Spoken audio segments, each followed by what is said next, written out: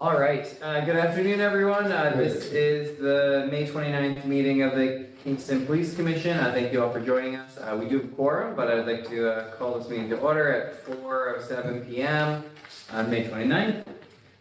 We're gonna start with just our agenda today, and then we're gonna go into some interviews. And so at this point, we're gonna see if we have any public comments. We don't have anyone that's sent in any comments, and we don't have anyone here from the public, but we can also, so we'll move on. Next is all accepted motion to approve the minutes from our last meeting.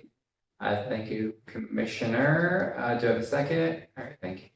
All in favor? Aye. Any opposed? All right. Communications. I don't know if the commission received any communications in the last month. I think it's been relatively quiet. Chief, do you have any communications? No, sir. You see that they have mine. All right. Great. Report of the chief. Yeah, we're just at this point, getting geared up for the police academy. We have a couple candidates that are getting ready for that. The latest two hires, Messina and Menon, are assigned to the day shift. They've been working out great. They're going through their field training right now. As you know, Messina is going to have to go through about half the police academy to make his Philadelphia or Pennsylvania training equal to what New York State requires. So he'll have to go into that part. But right now, he's essentially an extra body, an extra uniform, an extra patrolman on the street. So it works out pretty well for us. Menon. So we hired him. He was already a police officer certified and is just completing the 12-week field training with us right now. Great. Do you want to give an update on the vehicle situation? Yes. So we've purchased 5 new vehicles that are being outfitted right now. We placed an order for 4 brand new, supposedly on the way, Chevy EVs that'll be coming our way for it. We're working on getting the infrastructure and kind of working out some logistics when it comes to that, but it'll be the first set of EVs, complete EVs for our patrol fleet. We're excited about that, and we're hoping to get them all up and running hopefully before the summer's over. It's quite a bit of outfitting to do, but we'll get it done. We're eager to get them out there. Our vehicle fleet, unfortunately, over the years, because of the lack of Ford really to keep up with the demand, they haven't been able to replace them. So we are moving to a different manufacturer this time that has promised us that we'll get the vehicles. They've already ordered and should be on the way. We literally had orders from 2022. 22. That had not come yet, or even been put on the assembly line, and they kept canceling our order every year for it, and so we just couldn't do it anymore. So we found some Durangos on the lot in a local dealer, and so we were able to buy those. Is it specific? Like, why would Ford not show? Is it a state bid thing or? There was something, you saw an article on the paper about it, they're just not able to do it. And unfortunately, the hybrid Police really. agencies or? Yeah, the police pursuit vehicles. Yeah. Yeah. They've just been kind of put further down on Ford's list of like, when they're tooling up their plants to be able to make vehicles, I guess they're coming out with a new Ford Escape. And so because they've changed the whole drivetrain on the Ford Escape to a new model, they basically put the 2022s through 2024 models in the trash can. And they just ditched all of the orders. And so we just couldn't wait any longer. And they were saying that they weren't even going to take orders on the new Fords, the 8 that we had previously, 9 that we previously ordered, until starting this July. And so we would not see something until sometime in 2025. And we just couldn't, we've 9 vehicles we were waiting on. And so we got creative, and I think that this is going to allow us to, not only have these, the new vehicles here this year, it's for the first time we're going to be able to have pursuit rated all electric vehicles in they're Chevy Blazers. Chevy just came out with them, and they lots of room, room for all the equipment, room for a cage in the back, and they're like 0 to 60 in like 2.9 seconds. So no, we won't need that. No. But if we ever needed it, it's there. But for us, I think we got a strip to do 2.9, except for Chandler Drive. But it will help us, at least the fuel consumption alone is going to be dramatically reduced. you know, Well, with that logistics involved, they're setting up charging stations in that one section where the patrol cars are parked and working out the logistics of making sure that, you know, like fueling, where you just kind of fill it and go. The electrical charge, since I guess we're limited to a level 2 charger down there, takes a little bit longer on the charge. So we'll just have to work out the timing of it to make sure the cars get rotated and parked. But yeah, it looks very promising. Chevy's had some good reviews on it so far from the agencies. And the biggest concern we had was making sure that the vehicles were sized properly. We've gotten used to utility style vehicles and it worked out pretty well for us. So this is the next step up. Very nice. yeah. Well, thanks to your team for. Thank you. You Yeah. found them. And so, yeah, I mean, I guess the last thing that we can just mention is that, you know, this is community policing time frame. And so you guys have been out and about, doing all kinds of things. So I don't know if you want to just talk to folks about, everybody's been out and about.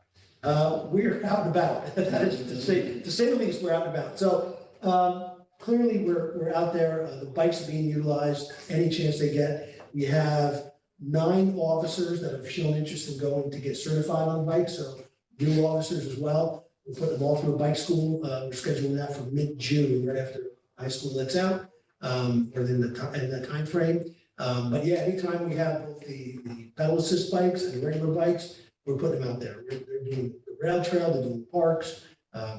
It's good to see them back out there. It really is. Yeah. And we've had a couple of enforcement details. Lieutenant Negron headed one up recently where we did a crosswalk check. We had a decoy officer push the button, walk across, make the car stop. For the most part, most people did, but the ones that didn't, they got a ticket and summons. And, but yeah, so I think we'll continue to do a bunch of those for the enforcement. I know I've been getting a few complaints on it as well. So. I wanted to just say thank you to, you know, Lieutenant Negron and a couple of our officers and yourself. Invited me to come, and I didn't get to play, but I watched for a bit. There was kind of a KPD, you know, and Kingston Boys and Girls Club basketball tournament-ish thing that occurred. So they played basketball against each other, and we lost.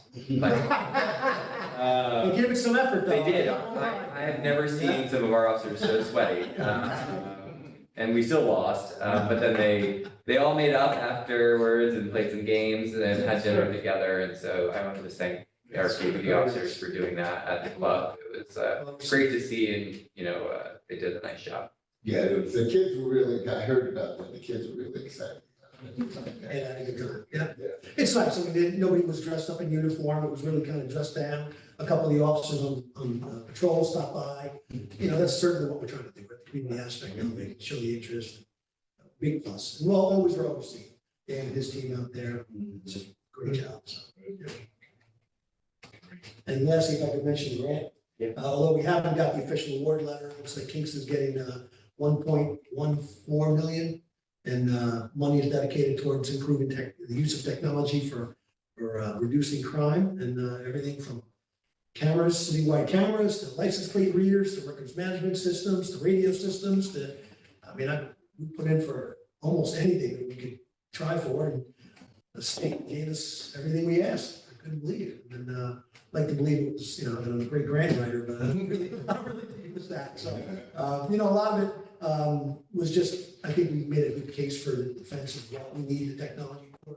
A lot of the designated jurisdictions, the ones that have been identified by the state that need additional assistance. I think we worked together with the district attorney's office, the sheriff's office, probation, parole, and I think it all plays into it. But yeah, we were very lucky. We were one of the highest, Yeah. you know, awardees in the whole state in terms of funds going to our community. We're by far the highest in Ulster County by, I think you could probably add up everybody else's allocation, and it still didn't meet our allocation. But, you know, we're showing that we're using this technology and, you know, are, you know, putting the effort in to kind of create that program, so. Yeah, I just, last night I was invited up to the governor's executive mansion for a law enforcement appreciation reception. That was very nice. Governor Hochul did a great job with that. She gave a great speech. She had the superintendent for the state police, Steve James, give a speech as well about the cooperative effort between state police and local police. And very well attended. I'd say close to 80, maybe 100 people were there. great food, good company, and it was nice. She did a great speech, she really did. She really, everybody walked away thinking, you know what? She really, with everything she says, and then everything she's been doing with her staff, she supports law enforcement. And she said that repeatedly last night, and her actions show that. So that's very nice to see. Take your wife with you? I did not. It was actually a very limited event. They had invitations. I asked, in fair, I can show you the email. I asked, and I even identified her as city clerk. Hey, listen, it's a city position. But no, it was very tight security. Very surprised how tight the security was. I shouldn't have been, but I was surprised I had to go through a magnetometer, no weapons, the whole thing.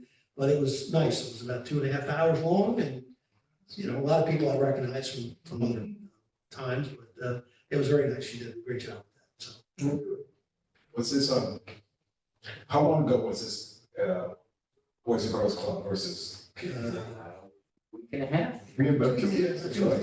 This wasn't, Yeah. this, for paper, it wasn't in the paper or anything? no, no. I think they took pictures. They I'd love to see. Yeah, they should have put it on paper, Facebook. Facebook, something like You'll that. see more. Believe me, there's a bunch of them. One of the aspects of the GOOD grant that we have is a community-based interactive piece. And I think that's part of it, right? That Lieutenant Agron assembled this together and put it together. And since the GIVE grant falls under him, he's really active in trying to get all these pieces put together and did a great job. Everybody had a good time. I dare say he was probably the most sweaty out of all the officers on the court. He did a lot less running towards the end. It was more of the guard position. We won't have to find out how the age. Well, Yeah. these young kids were zipping up and down the court, running around them, throwing the ball between his legs. But it was all good fun, so well received. We used to do that years ago with alumni. I remember John Beverly. Yeah. He went about 4 or 5 times. He came up, we said, I'm seeing spots. We had a very active bench. Yes. So lots of people going in and out. And we even needed to have some of the kids on our team. Yeah, that's true. So, Yeah, that's true. Yeah, I think they got the food from down here at Little Savannah. That's about it. Food was great. Everybody enjoyed it. Got to play a little pool, bumper pool, what else? Yeah, we went to Bumper pool, yeah. That was good. It's hard, that's hard. Really nice.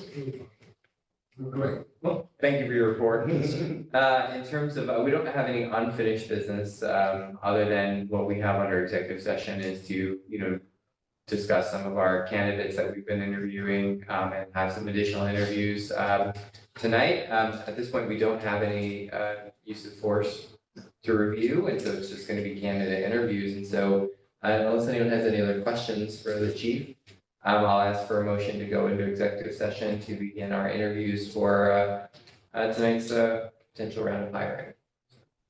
So I have a motion, Commissioner Mapes, I have a second. So, Thank you, Commissioner Jordan, all in favor? Aye. Any opposed? All right, can I have a motion to enter out of executive session? Thank you, Commissioner Davis, second, Commissioner Mapes, all in favor? Aye. Any opposed? All right, so I think we were ready for a couple of motions related to some employment matters. So I'm ready for our first motion. I make a motion that we offer conditional employment to Joseph tonight. All right, do I have a second? Yes. Commissioner Mapes, all in favor? Aye. Any opposed? All right, And I have a motion that we rescind our conditional offer of employment to Pacheco and Nickerson. do I have a second? Commissioner Davis, all in favor? Aye. All right. Third, Okay. I make a motion that we give temporary employment to Jeffrey A. Rivera and Michael Peter Yoder. all right, do I have a second on that offer of conditional employment? All right, thank you. Commissioner, all in favor? Aye. Any opposed? All right, excellent. So that's all we have tonight for business. Can I have a motion to adjourn? Thank you. All right, all in favor? Aye. All right. Thank you all.